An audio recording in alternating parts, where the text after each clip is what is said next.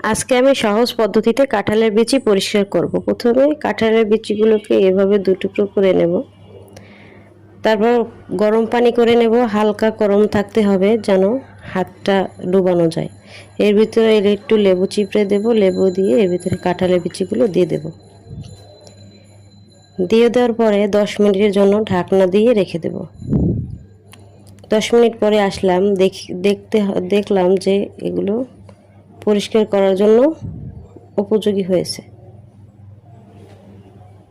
তারপর একটা খালি বোতল নেব, এরকম একটা বোতল নেব। বোতল নিয়ে এর ভিতরে কাঁঠালের বিচিগুলোকে সবগুলো ঢুকিয়ে দেব। ঢুকিয়ে দেওয়ার পর একটু পানি দেব আর একটু লেবু চিপড়ে দেব। তারপর এটাকে ভালো করে ঝাঁকিয়ে নেব। এই যে অল্প অল্প পরিষ্কার হচ্ছে দেখা যাচ্ছে। ভালো করে দেখানোর জন্য বোতলের লেভেলটা আমি খুলে নেব। এই যে সুন্দর মতো পরিষ্কার হয়ে এসেছে। এরপর সবগুলো বিচি আমি এভাবে পরিষ্কার করে নেব। সবগুলো বিচি পরিষ্কার করা শেষ। ভিডিওটি যদি ভালো লাগে